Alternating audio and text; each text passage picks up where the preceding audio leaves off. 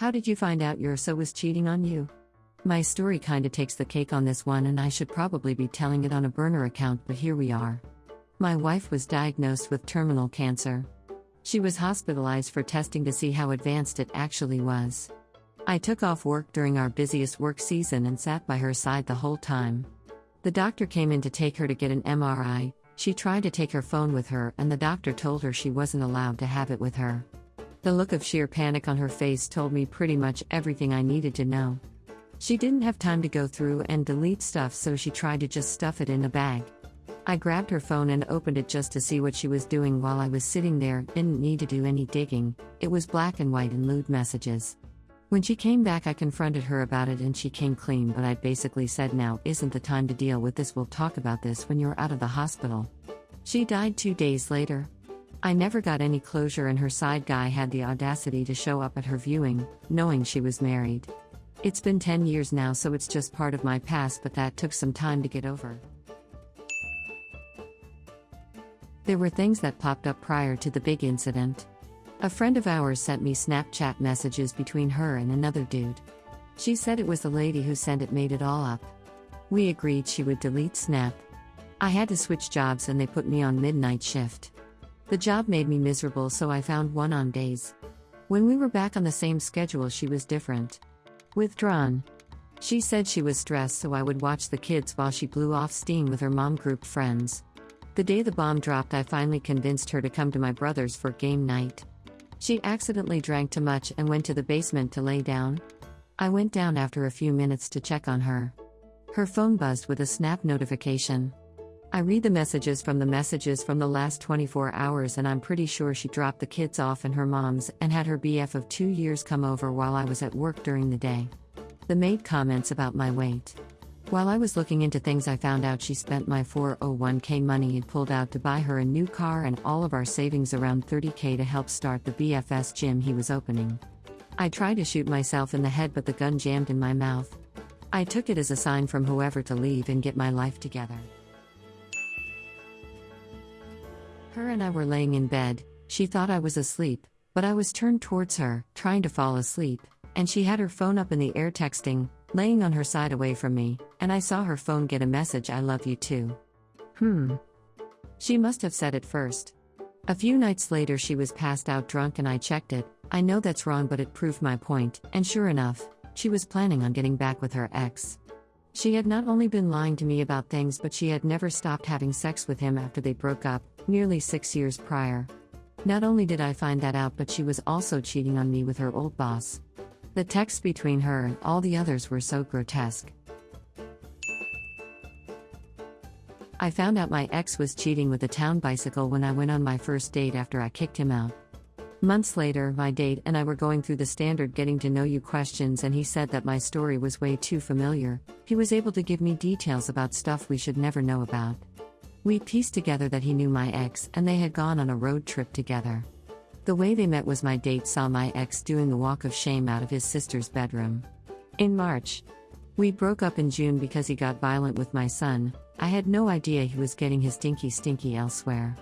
As I mentioned, my date's sister was the town bicycle, his own words. She claimed that her and her husband were in an open relationship, but her husband sure didn't know about it. When we were getting the separation agreement signed and witnessed, the witness is the important part here, he mentioned that he wanted to change the agreement so I would pay him alimony. I told him he could try, but I wouldn't go down without a fight. He asked what I meant. I shared, in front of both of our witnesses, that I knew he was cheating on me and I had the receipts. He tried to deny it, but when I mentioned my date's name, he was furious, signed the papers and stormed out, leaving his mother, the witness he brought, behind and completely speechless. So I guess that was a pro-revenge too? She was out with co-workers late at night often. Which, at first, was fine. We met waiting tables 9 years prior, so going out to bars with co-workers after work was just what we did. But we were also 19 at the time. We were now 26, 27 years old. I had moved into a different job that was more 9 to 5, but she still worked at the restaurants. Well, this particular time she was out until almost 2:30 without saying anything. I called, texted, I was worried she had driven drunk and was arrested, or worse, hurt herself or someone else. I checked her Find My iPhone and saw she was at some house. I texted and called again. This time even saying, "Why are you at such and such address?" 3 a.m. to 3:30 a.m. She's now driving. I text again and again, asking her why she's not just responding to me. Just tell me WTF is going on. Then she pulls into a Walmart parking lot. Again I make it clear I am watching her movement. I tell her again, "Why are you parking at Walmart? It's almost 4 a.m. Come home." Well, she got home. I walked outside into the parking lot of our apartment where she was in some dude's truck making out. In our parking spot. After I had been telling her for the last 2 hours I was tracking her movement. You should have seen the deer in a headlights look when I knocked on the window and told her to get the fuck out of the truck. Quickest way to end an almost 10-year relationship. Found out my ex was cheating on me back in 2012 thanks to Skype. Y'all remember Skype, right? He had it pulled up on his big-ass laptop screen and I saw a message from a girl we went to college with, that I knew he spent time working at the theater with. Conveniently, said message was sent the night before when I was asleep. So I sat on that for a couple days until the idiot left his phone on the table while he went upstairs to nap. The photos I found were few, and new messages from other women that he knew from many years before we were together. I went upstairs, flipped on the bedroom light, held up the phone with a photo of the Skype girl completely nude and said, "Wow, she's cute," threw the phone at him and packed my shit. He touched my hair differently, like I was shorter and my hair wasn't curly. Days later he asked if we could go with a friend of his for dinner. I said yes and told him we could invite his other friend from work. He moved his mouth in a small way, like he was uncomfortable and trying to hide it. So I asked, in an innocent tone, who she was dating. He got nervous and stumbled. That night I checked on his phone for the first time in the 12 years we were together. I just knew where to look. Conversations with her included phrases like, "I don't want to lose what we have." Then I looked in his Photos app, in the trash can. He thought he was clever. Took pics of all of it. Ended it 10 days later, after I had dealt with logistics of leaving him and going back to my home country. This was many, many years ago.